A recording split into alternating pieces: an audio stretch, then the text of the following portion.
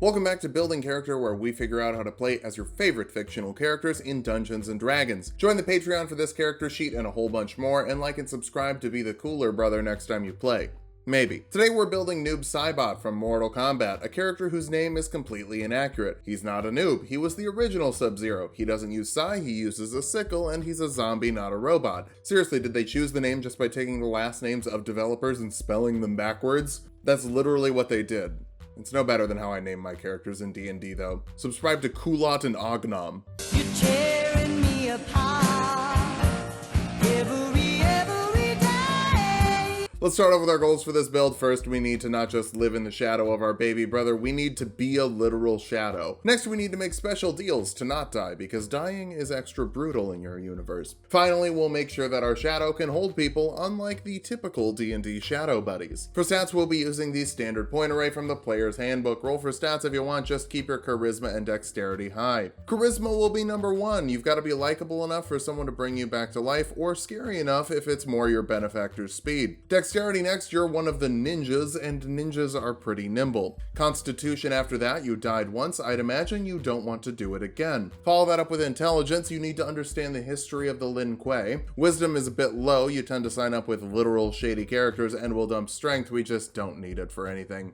Noob dies. Spoiler, but he's still a fighter before he dies, so we'll bring his resurrection in later in the build rather than kicking it off as a revenant. So, since variant humans get a feat, we'll grab the resilient feat for your dexterity, giving you +1 to the score and proficiency with the saves. Early build, spoiler, we're not taking monk level, so this is the only way to avoid them fireballs Scorpion's gonna be throwing out. Round up your dexterity and your charisma with your 2 free points. Take stealth for your skill of choice to slink through the shadows like a shadow, and the soldier background for athletics and intimidation skills. You grew up to be an assassin, that's athletic and intimidating. We'll kick things off as a fighter, letting us grab 2 skills from the fighter list. Acrobatics and history would be my picks, you are good at those things. For your fighting style, dueling adds 2 to the damage of an attack you make with a one-handed weapon. Sickles in D&D are bad. Just use a scimitar, otherwise you have to use your strength modifier because sickles aren't finesse even though they're light. But Noob swings his with finesse, so it's gotta be a scimitar. See how that works out? Second Wind lets you recover 1d10 plus your fighter level as a bonus action once per short rest, helping you not die when you probably should. Second level fighters get Action Surge, letting you make 2 actions in 1 round once per short rest, because honestly, you're basically 2 fighters at the same time.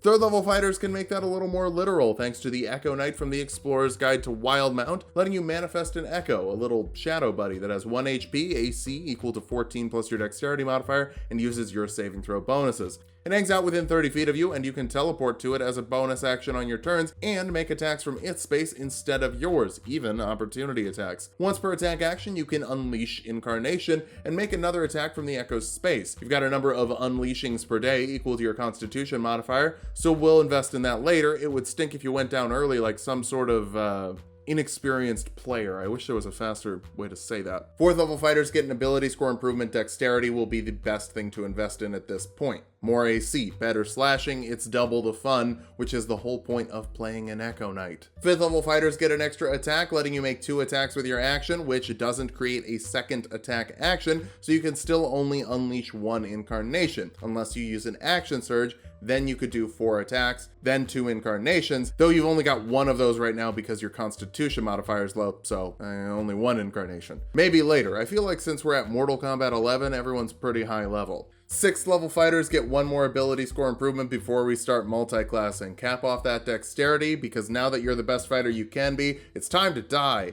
Wait, what?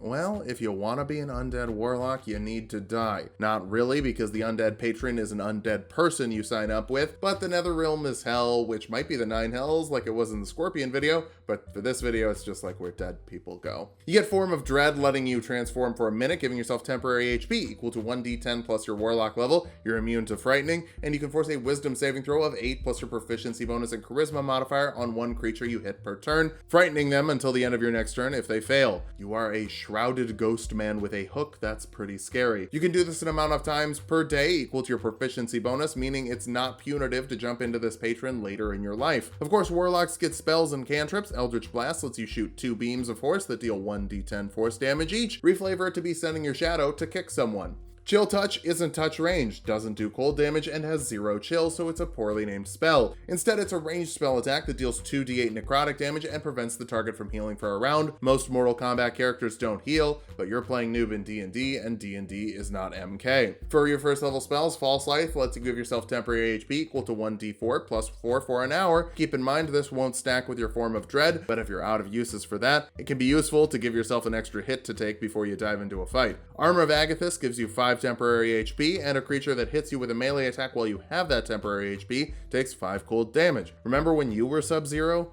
Honestly, me neither. I started at Mortal Kombat 10. Second level Warlocks get Eldritch Invocations, little mini feats for Warlocks. Agonizing Blast lets you add your Charisma modifier to the damage of your Eldritch Blast attacks. This pairs incredibly well with your Action Surge later, letting you burn some meter for some serious Shadow Blasting combos. Armor of Shadows lets you cast Mage Armor at will, making your AC 13 plus your Dexterity modifier for 18 AC, which isn't phenomenal, but it's not bad. People will miss sometimes, including your brother. Call him, he really misses you. For this level spell, Expeditious Retreat lets you dash as a bonus action for 10 minutes depending on your concentration if you still want to pretend you're a monk. Third level Warlocks get a gift from their patron. Pact of the Blade will give you a magical weapon that you can conjure as an action, so you and your sickle don't have to spend any time apart. For this level spell, Hold Person lets you force a wisdom saving throw on a humanoid. Failing that, they're paralyzed for up to a minute depending on your concentration, meaning that every attack made within 5 feet is a critical hit, while your little shadow buddy holds them still. The Echo Knight can't grapple because it's not technically a creature, so this is how we're doing that. I really like it because later it's gonna be busted.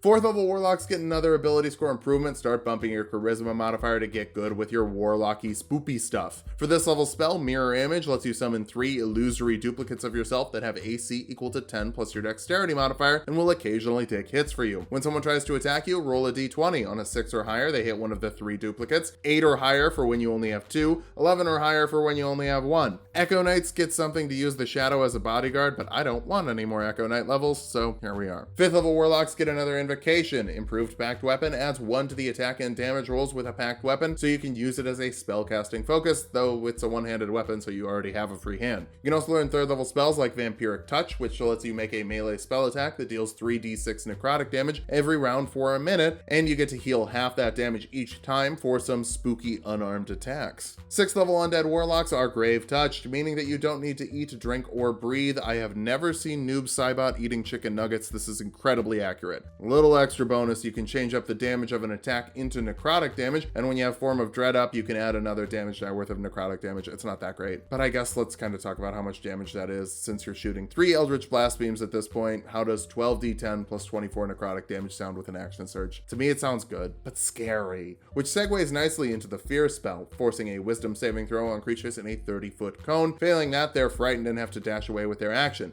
But the joke's on you because I am a pathetic zoner, so I was trying to get away anyway. 7th level Warlocks get another Invocation. Cloak of Flies covers you in a bunch of flies, giving you advantage on intimidation checks, but disadvantage on all other charisma checks. Honestly, it's not like you're gonna politely ask Aaron Black not to shoot you, and you deal poison damage equal to your charisma modifier when creatures end their turn within 5 feet of you, giving you that weird shadowy aura. For this level spell, Dimension Door lets you teleport 500 feet as an action, and you can even bring a buddy with you if you like to use a portal to get around. 8th level Warlocks get another ability score improvement, letting you cap off your charisma modifier to make sure that your Shadow Man kicks as hard as possible. For this level spell, Death Ward will keep you from dying, letting you stay at 1 HP sometime you should normally hit 0 HP in the next 8 hours, giving you plenty of time to activate one of your many ways to get temporary HP. Well, you'll get 1 round to do it, but that's time. 9th level Warlocks get another Invocation. Otherworldly Leap lets you cast the jump spell at will to triple your jump distance and fix up that low strength score so you can hop all around, even if that's gonna get you punished. You can also learn 5th level spells. Hold Monster is like Hold Person without the humanoid restriction, just in case your DM counts Baraka as a monster. 10th level Warlocks get Mortal Husk, letting you resist necrotic damage or be fully immune to it with your Form of Dread up. The first time you should hit 0 HP, you instead hit 1 HP and shoot 2d10 plus your Warlock level in necrotic damage to all creatures within 10 feet of you. You also take a level of exhaustion and can't use this again for 1d4 days.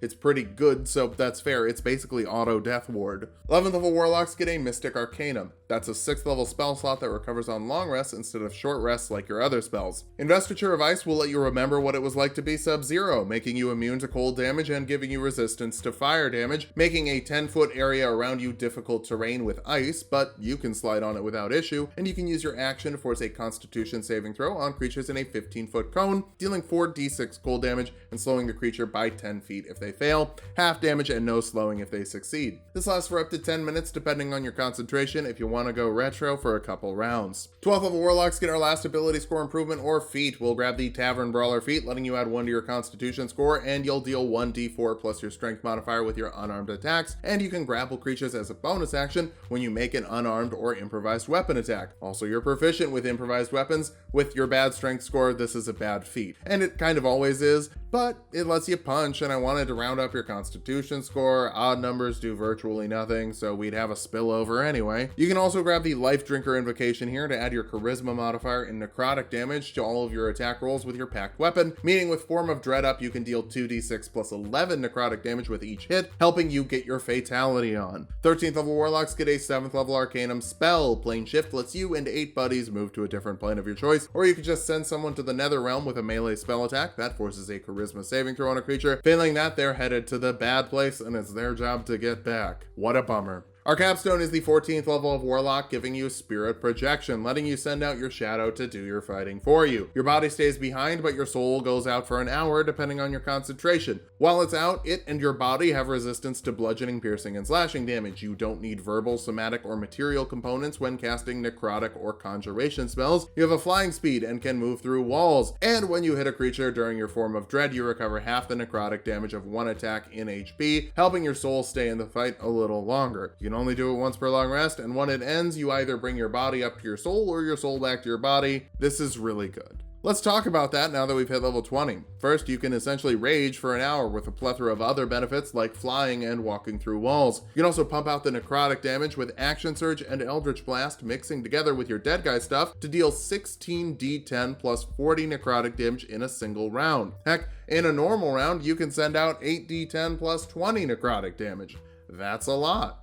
I forgot to mention Hold Person. If you're getting crits off with all of those, that's 32d10 plus 40. Ha! Finally, you can teleport a lot, helping you get around wherever you want to. For weaknesses, Low Wisdom could leave you vulnerable to some very common and very nasty saving throws. We also took Tavern Brawler with a negative strength modifier. What was that all about? We're never gonna use that. Finally, you're pretty dependent on necrotic damage, so if someone resists that, you could have an issue. But that's not gonna be an issue because you can kill them really fast. Like really, really fast. Like faster than Noob Saibot killed me in those clips. Unleash your shadow and conquer the Netherrealm for yourself. Just watch out if you're going up against another person who resists necrotic damage. Otherwise, they might be saying, "Bye, Han." Thanks for watching. If you like the video, subscribe for more. We're making a new video every day this month. Join the Patreon for this character sheet and a bunch more, and sub to Tulok and Mango for more Tulok fun.